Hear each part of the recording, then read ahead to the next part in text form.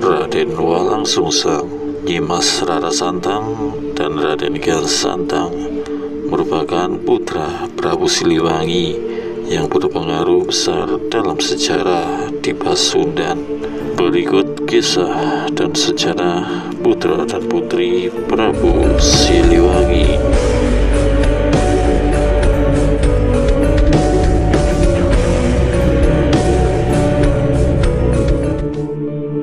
Pangeran Walang Sungsang merupakan putra pertama Prabu Siliwangi dan Nyi Subang Larang yang lahir sekitar tahun 1423 Masehi.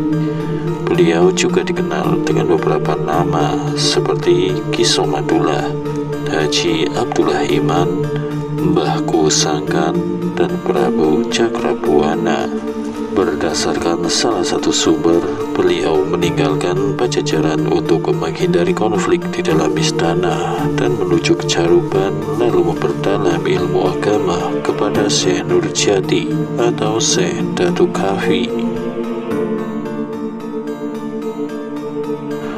Berdasarkan beberapa sumber, Raden Walang Sungsang menikah dengan dua orang wanita, yaitu Nimas Rasajati berputra Rara Konda, Rara Jatimerta, Rara Jamaras, Nyi Mertasinga, Nyi Japamentar, Nyi Jamarta, dan Nyi Rasamala. Sedangkan pernikahannya dengan Nyi Kencana Larang atau Endang Gelis berputra Nyi Dalem Pakungwati, Pangeran Kejaksan, dan Pangeran Pajarakan. Pada tahun 1448 Masehi, atas saran dari Syekh Nurjati, beliau pergi berhaji bersama sang adik dengan bimbingan Syekh Bayanullah. Di sana beliau mengganti nama menjadi Abdullah Iman. Setelah selesai, beliau kembali seorang diri karena sang adik telah dipersunting oleh bangsawan setempat dan menetap di sana. Sebelum sampai Cirebon, beliau sempat singgah di Pasai yang tengah dilanda wabah. Beliau mendapatkan amanah untuk mengasuh putri bangsawan Pasai yang kelak dikenal dengan Nimas Gandasari, salah satu panglima perang Kesultanan Cirebon. Pada tahun 1468, beliau menggantikan Ki Gedeng Alang-Alang sebagai Kuwu di Cirebon dan memproklamasikan Cirebon sebagai nagari.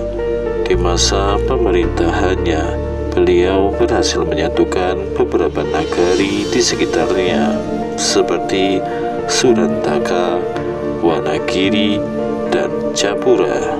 Cirebon mengirim upeti kepada kerajaan Galuh yang kala itu dipimpin oleh Dewa Niskala yang merupakan kakeknya.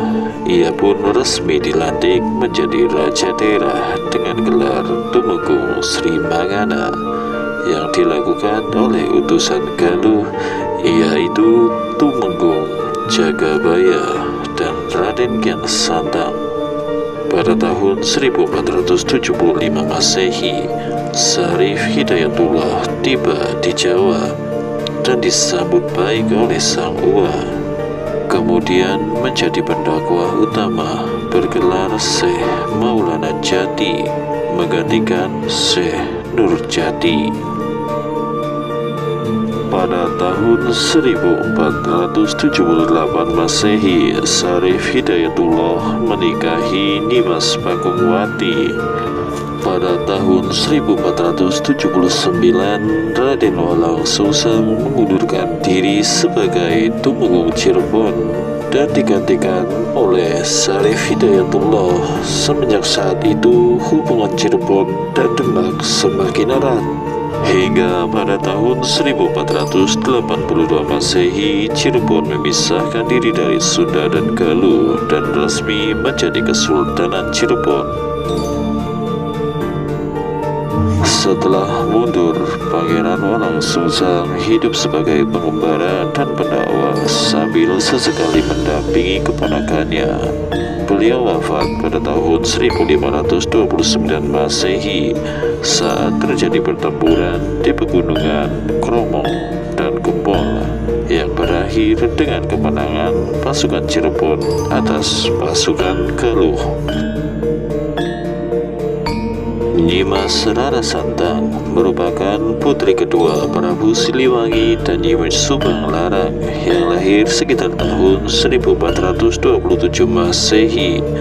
Beliau mengikuti jejak Pangeran Walang Sungsang, menimba ilmu di Cirebon kepada Syekh Nurjati hingga melaksanakan ibadah haji. Di sana ia bertemu dengan Syarif Abdullah Umdaduddin, kemudian menikah dan berganti nama menjadi Syarifah Mudaim. Dari pernikahan tersebut dikaruniai dua orang putra, yaitu Syarif Hidayatullah dan Syarif Nurullah.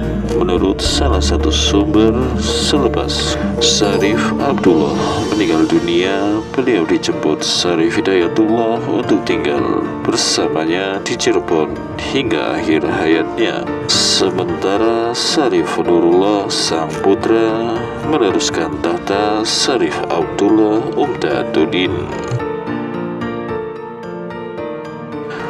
Raden Sangara merupakan putra ketiga Prabu Siliwangi dan Nyi Subang Larang yang lahir sekitar tahun 1429 Masehi. Beliau juga dikenal dengan Raden Kian Santang dan Syekh Rohmat Suci dan Sunan Pancer.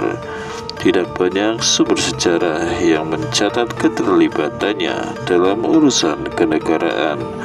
Dalam prasasti batu tulis di Bogor, di mana pada usia 22 tahun beliau diangkat menjadi Dalem Bogor kedua, dan pada naskah Mertasinga menjadi utusan Galuh dalam penobatan Pangeran Walang Sungsang menjadi Tumenggung Cirebon. Menurut cerita Purwaka Caruban, Raden Kian Santang menikah dengan Nyimas Kalimah, putri dari Ki Gedeng Kalisapu.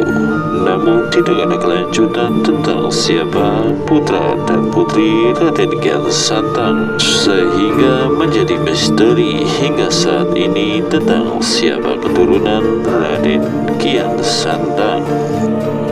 Dipercaya Raden Kian Santang menjadi tokoh yang berhasil mendakwahkan Islam di wilayah inti Pajajaran hingga beliau dikenal dengan Syekh Rohmat Suci. Dipercaya sebagian besar hidupnya banyak dihabiskan untuk mengembara dan memperdalam ilmu serta berdakwah hingga akhir hayat.